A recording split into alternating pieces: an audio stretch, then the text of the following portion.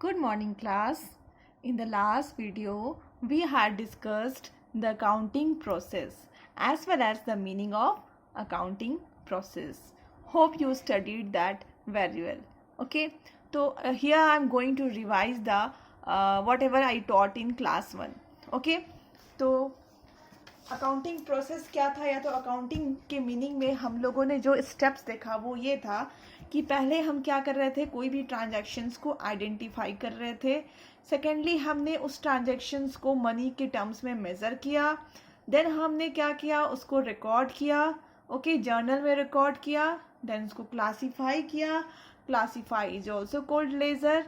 Then हमने summarise किया. Summarise करने के लिए 3 अकाउंट बनाई जाती हैं, trial balance, PNL and balance sheet. हमने ये तीनों बनाई. फिर हमने उसको एनालाइज किया, एनालाइज एंड इंटरप्रिटेशन किया.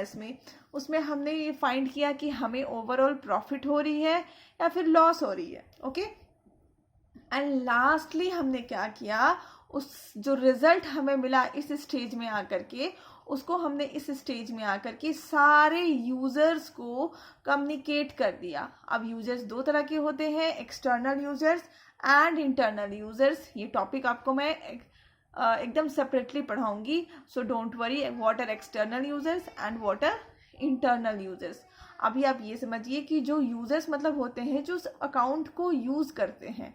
ओके, तो जो अकाउंट्स को यूज करते हैं वैसे लोगों को अकाउंट्स की जो इंफॉर्मेशन आई है, दैट इज कि लॉस हुआ है, प्रॉफिट हुआ है, इसको हम लोग क्या करते हैं, कम्युनिकेट करते हैं.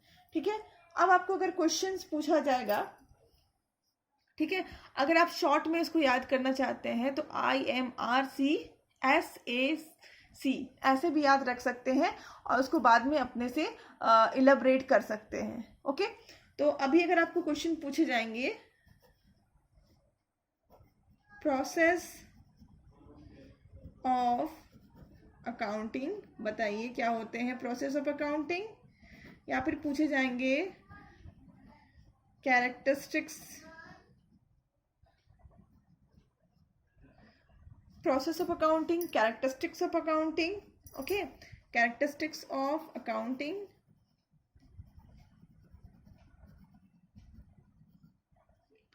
accounting. या फिर पूछे जाते हैं attributes of accounting,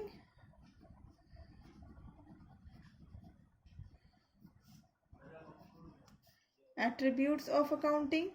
तो अगर ये तीनों में से कुछ भी पूछे जाए, आपको जो प्रोसेस बताया गया है आप वही लिखेंगे. आइदर आपको प्रोसेस पूछे जाए, आइदर आपको कैरेक्टरिस्टिक्स के बारे में पूछे जाए, आइदर आपको एट्रीब्यूट्स के बारे में पूछा जाए. एनीथिंग, आपको जो भी पूछे जाए, आपको बस ऊपर पे जो प्रोसेस आपको मैंने लास्ट क्लास में पूरा एक्सप्लेन किया है वैसे ही आप एक्सप्लेन करोगे. ओके, अब मैं आपको डेफिनेशन बताने जा रही हूँ. अकाउंट्स का डेफिनेशन वो होता है जिसमें से आप अपनी उसमें से एक कॉमा भी आप अपने मन से चेंज नहीं कर सकते हैं. आपको याद करना पड़ता है एज इट इज. जैसा कि ऑथर जैसे आपको डेफिनेशन प्रोवाइड करते हैं, आपको एज इट इज वैसे ही याद करना पड़ेगा. आई होप आपको डेफिनेशन के बारे में, उसके रूल्स के बारे में पहले ही पता है.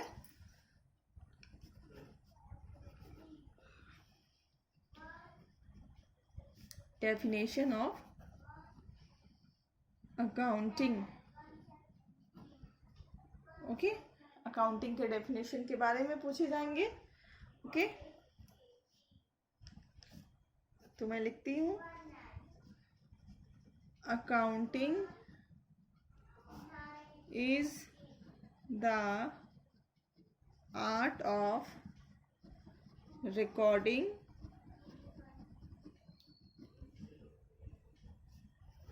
classifying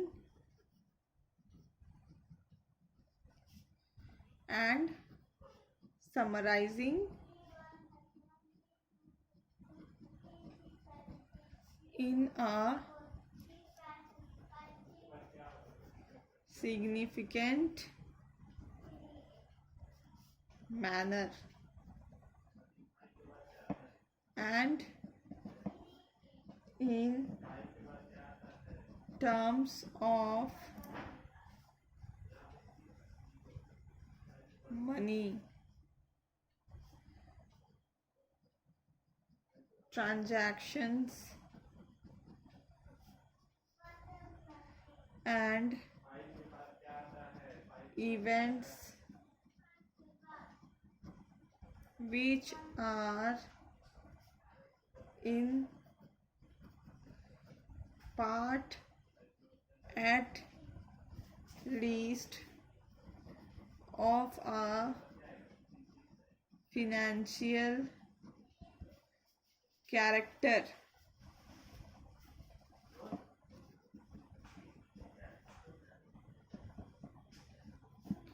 and interpreting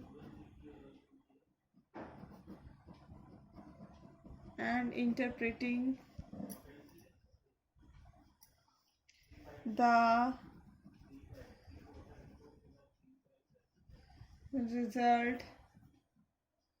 results thereof.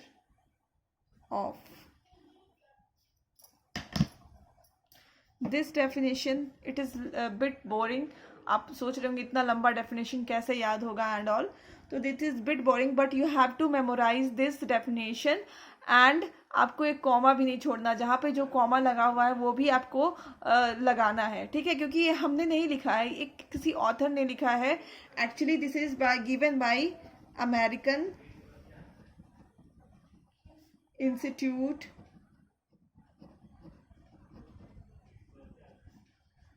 Institute of Certified Public Accountants.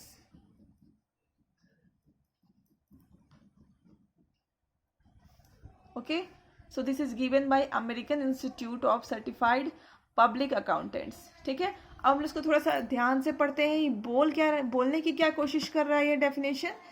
तो ये कह रहा है जो हमने प्रोसेस में आपको पिछले वीडियो में एक्सप्लेन किया था वो सेम चीज बोलने की कोशिश कर रहा है, बस हम लोग उसको मैच कर लेते हैं अभी, ठीक है. Accounting is the art of recording. देखिए रिकॉर्डिंग हमने ऑलरेडी इसमें से पढ़ा है आर. ओके, क्लासिफाइंग के मतलब भी आपको बता दिया गया है. एंड समराइजिंग में बता दिया गया है. इन अ सिग्निफिकेंट मैनर एक तरीके से. Okay, and in terms of money के टर्म्स में मेजर करना है, ये भी बता दिया गया है. Transactions and events which are, transactions के बारे में बता दिया गया. सबसे पहले क्या था, आइडेंटिफिकेशन ऑफ ट्रांजैक्शंस, तो उसके बारे में बता दिया गया है.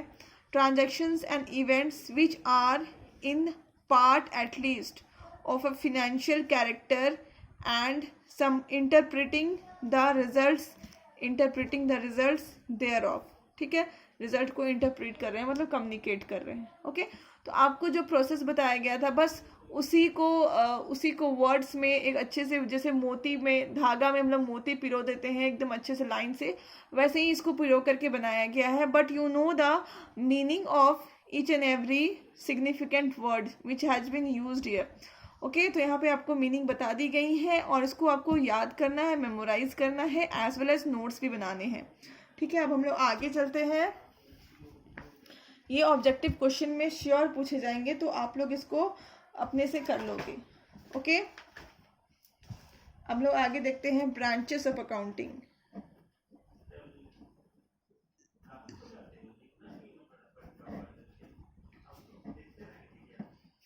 Branches of accountings.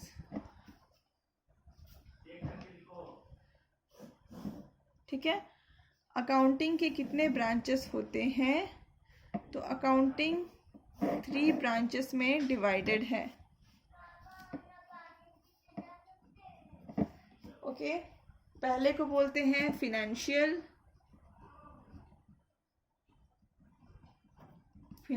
अकाउंटिंग. दूसरे वाले को बोलते हैं कॉस्ट अकाउंटिंग.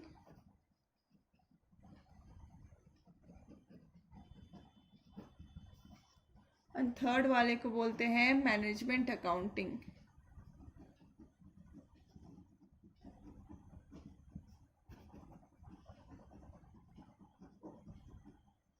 ओके, तो इसमें आपको बेसिकली क्या करना है, तीनों का मीनिंग समझ लेना है. ठीक है, आप मीनिंग समझ लोगे, उसके बाद आप क्या करोगे, इसको अपने वर्ड्स में लिख सकते हो, ठीक है। तो ऐसा ज़रूरी नहीं है कि अकाउंट्स में आप हर कुछ अपने मतलब याद करो, ठीक है। जो चीज़ें याद करने के लिए बोली जाती, जैसे ये डेफिनेशन, वो आपको याद करना है, और बाकी चीज़ों को कुछ कुछ को आप मीनिंग समझ लो, उसका मेन पॉइंट याद कर लो, और बाकी चीज़ों को खुद से बना करके लिख दो, because you all are studied in a English medium school, so it is very easy for you to think in English, okay. तो अब फाइनेंशियल अकाउंटिंग क्या करती है, ठीक है। तो ये पता करती है कि हमारा बिजनेस जो है, या फिर हमारा जो बिजनेस फर्म है, वो कितना प्रॉफिट या फिर कितना लॉस अर्न की है, ओके। तो ये क्या करती है, it ascertains how much a firm earned profit और लॉस। ये क्या पता करती है कि हमारा जो बिजनेस है वो साल के एंड में कितना प्रॉफिट या फिर कितना लॉस अर्न कर रही है, ओके। इसके बाद अगर हम इसको देखते हैं कि ये सेकंड वाली क्या करती है, कॉस्ट अकाउंटिंग, ओके। तो ये देखो, ये जो पेन है, ठीक है, ये पेन तो कंपनी ने एक पेन नहीं बनाई होगी, ठीक है, ऐसे पेन बहुत सारे बनाए होंगे, हो सकता है ना। तो ये पेन वाले क्या करते हैं ना, कभी कभार, sometimes, okay, I am not sure, but sometimes बड़े बाकी चीज़ों में ये होते हैं, लाइक मोबाइल्स में ये होती है, बट मैं पेन का एग्जांपल ले रही हूँ। लाइक टीवी में होती है, व्हीकल्स में होते हैं, जैसे मान लो स्कूटी है, तो स्कूटी का ज़रूरी नहीं है कि जो कंपनी आप होंडा से स्कूटी खरीद रहे हैं वो उसकी टायर भी बना रही है, वो उसके सीट्स भी बना रहे हैं। वो क्या करते हैं, कोई कंपनी जो सीट्स बना रही है उससे सीट खरीद लिए, जो कंपनी टायर बना रही है उससे टायर खरीद लिए, ठीक है, जो कंपनी लाइट्स बना रही है उससे लाइट्स खरीद के वहाँ लगा दिए, जो कंपनी बैटरी बना रही है उससे बैटरी खरीद करके लगा दिए, ओके। इस तरह से करती है, और सब जगह से पार्ट्स ले करके असेंबल करके उसको एक स्कूटी बना देती है, ओके, और उसको फिर मार्केट में बेच देती हैं। अब उनको पता करना पड़ता है ना कि वो किस कॉस्ट में मार्केट पे बेचेंगी, ओके। वो पता करती हैं कि किस कॉस्ट में मार्केट में बेचेंगी। ये काम किसका है, कॉस्ट अकाउंटिंग का है, ओके। पता करना कि कितना उसका कॉस्ट होगा, पर यूनिट कॉस्ट, मतलब एक जो मटेरियल होगा उसका कॉस्ट कितना होगा, ओके। तो पर यूनिट कॉस्ट का पता लगाना काम किसका है, कॉस्ट अकाउंटिंग का। इन द सेम वे, ये पेन जो आपके सामने दिखाई दे रहा है, हो सकता है ये जो नीब है वो किसी और कंपनी से खरीदी गई हो, या फिर इसका जो रिफिल है ये किसी और कंपनी से खरीदा गया हो, ओके। तो अगर ये पेन मार्केट में आती है तो इसको कौन से कॉस्ट में कंपनी कितने कॉस्ट में इसको पेन को मार्केट पे बेचे, ओके। तो ये कौन डिसाइड करेगी, कॉस्ट मैनेजमेंट। तो इसका जो आंसर है इसके नाम में ही छिपा हुआ है, कॉस्ट अकाउंटिंग, ओके। तो ये क्या डिटरमाइन करती है, इट डिटरमाइंस द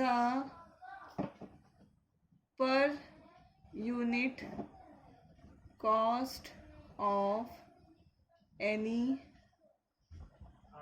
गुड्स और product, okay, so meaning is clear.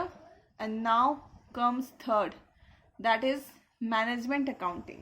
management accounting क्या करती है, ये day to day management of the business में हेल्प करती है, ठीक है। It helps in